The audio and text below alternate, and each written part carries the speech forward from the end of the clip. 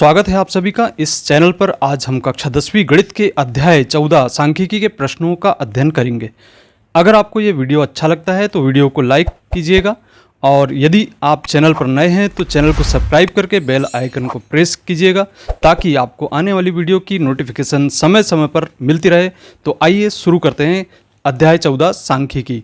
इसमें हम सबसे पहले तो बात करते हैं कक्षा 9वीं की, जिसमें आप दिए हुए आंकड़ों को अवर्गीकृत एवं वर्गीकृत बारंबार से व्यवस्थित करना सीख चुके हैं। आपने आंकड़ों को चित्रीय रूप से विभिन्न आलेखों जैसे दंड आलेख, आयत चित्र, इसमें असमान चौड़ाई वाले वर्ग अंतराल भी सम्मिलित थे और बारंबारता बहुभुजों के रूप में निरूपित करना भी सीखा था। तथ्य तो यह है कि आप अवर्गीकृत आंकड़ों के कुछ संख्यात्मक प्रतिनिधि ज्ञात करके एक कदम आगे बढ़ गए थे। इन संख्यात्मक प्रतिनिधियों को केंद्रीय प्रवृत्ति के मापक कहते हैं। हमने ऐसे तीन मापकों अर्थात माध्य जिसको हम कहते हैं मीन, दूसरा माध्यक जिसे हम कहते हैं मीडियन और तीसरा यहाँ पे बहुलक जिसे हम कहते हैं मोड, इसका अध्ययन किया था। इस अध्याय में हम इन तीनों मापकों अर्थात माध्य, माध्यक, बहुलक का अध्ययन अवर्गीकृत आंकड़ों से वर्गीकृत आंकड़ों के लिए आगे बढ़ाएंगे। हम संचयी बारंबारता और संचयी बारंबारता सारणी का अवधारणाओं की चर्चा भी करेंगे। तो चलिए यहाँ पे सबसे पहले बात करते हैं वर्गीकृत आंकड़ों के माध्य की। मान लीजिए कि हमारे पास परीक्षण x1, x2, x3 और xn है, जिसकी बारंबारताएं क्रमशः f1, f2, f3 और fn हो। तो जैसा कि हम देख रहे हैं यहाँ पे x1 f1 बार यहाँ पे आया है और x2 f2 बार आया है, x3 f3 बार आया है, इसी प्रकार से xn fn बार आया। तो सभी परीक्षणों के मानों का योग होगा f1 x1 plus f2 x2 plus f3 x3 और ये fn xn तक होगा। परीक्षणों की जो संख्या है वह होगी f1 plus f2 plus f3 plus fn तक।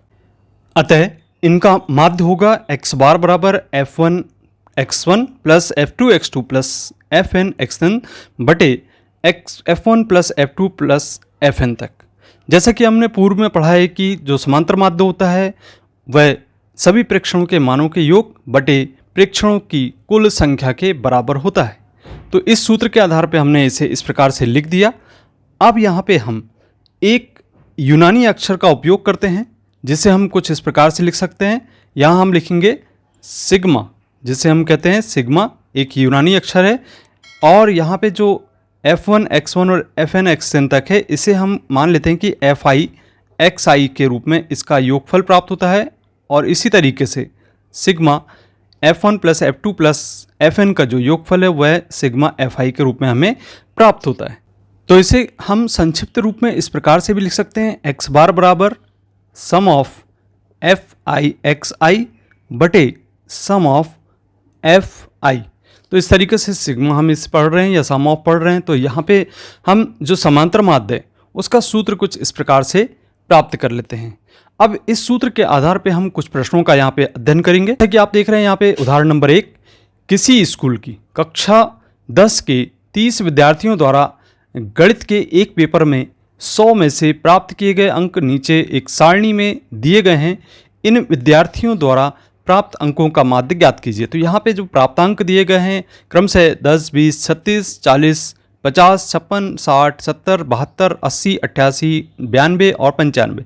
और यहाँ पे विद्यार्थियों की जो संख्या है वह है 1, 1, 3, 4, 3, 2, 4, 4, 1, 1, 2, 3, 1। यहाँ पे जैसा कि हमने ऊपर बताया आपको कि जैसे 40 है 4 बार आया है, इसकी बारंबारता 4 होगी और 72 की बारंबारता 1 है या 88 की बारंबारता 2 है। इसके आधार पे हम इन विद्यार्थियों द्वारा प्राप्त अंकों का माध्य ज्ञात करेंगे। जैसा कि हम देख रहे हैं यहाँ पे हमने जो सारणी हमें ज्ञात थी कुछ इस प्रकार से हमने इसे स्तंभ के रूप में लिख लिया है और विद्यार्थियों की जो संख्या थी बारंबारता f को हमने कुछ इस प्रकार से लिख लिए हैं। और यहाँ पे हम इनका योग ज्ञात करते हैं। तो बारंबारता है विद्यार्थियों की संख्या f, इसका योगफल, इसको योग करने पर हमें प्राप्त होगा 30 के बराबर। और जैसा कि हम देख रहे हैं यहाँ पे fx लिखा हुआ है। अब इसका कारण ये है कि जैसा कि हमने पूर्व में बताया था कि जो हमारा समांतर माध्य है उसका सूत्र होता है x बार बराबर सम ऑफ fx बटे सम ऑफ f या सिग्मा fx बटे सिग्मा f। तो यहाँ पे fx हम निकालते हैं अर्थात x और f का आपस में गुणा करेंगे तो 10 का 1 में गुणा करेंगे, यहाँ पे आप 10 का 1 में गुणा कीजिएगा तो यहाँ पे आपको प्राप्त होता है 10 के बराबर। और इसी तरीके से 20 का 1 में गुणा करते हैं तो यह होगा 20। और फिर आगे हम देखते हैं 36 का 3 में गुणा करने पर हमें प्राप्त होता है 108। और इसी तरीके से 40 का 4 में गुणा करते हैं तो हमें प्राप्त होगा 160। और इसी तरीके से 50 का 3 में गुणा करते हैं तो 150 हमें प्राप्त हो जाता है। और हम 56 का 2 में गुणा करते हैं तो हमें 112 मिल जाता है। और इसी तरीके से यदि हम 60 का 4 में गुणा करते हैं तो यहाँ पे हमें 240 प्राप्त हो जाता है। और इसके बाद यदि 70 का गुणा 4 में करते हैं तो 280 हमें प्राप्त हो जाता है। और 72 का 1 में गुणा करते हैं तो 72 प्राप्त होता है। और 80 का 1 में गुणा करते हैं तो 80 प्राप्त हो जाता है। और इसके बाद 88 का 2 में गुणा करते हैं तो 176 हमें प्राप्त होता है। और इसके बाद हम देख रहे हैं बच्चों कि 92 का आप 3 में जब गुणा करते हैं तो यहाँ पे हमें 276 प्राप्त होगा। और 95 में 1 का गुणा करते हैं तो यहाँ पे 95 हमें प्राप्त हो जाता है। तो बच्चों इस प्रकार से हमने यहाँ पे सिग्मा fx प्राप्त कर लिया। अब यदि हम इनका योग करते हैं, आप देखते हैं योग करने पर हमें यहाँ पर 1779 प्राप्त हो जाता है। अब जैसा कि हम जानते हैं जो समांतर माध्य का सूत्र है वह है सिग्मा fx बटे सिग्मा f के बराबर। तो हमने यहाँ पे सिग्मा fx को 1779 के रूप में प्राप्त किया है तो इसे हम लिख देते हैं 1779 और बटे यहाँ पे हमें इसमें 30 का भाग देना है। अब आप इसको बड़ी आसानी से सरल कर सकते हैं। आप इसको कुछ इस तरीके से हल करें। ये हमने 1779 लिख दिया है और इसके बाद यहाँ पे हम इसमें 30 का भाग दे रहे हैं तो इसे हम लिख देंगे 3 गुणित 10।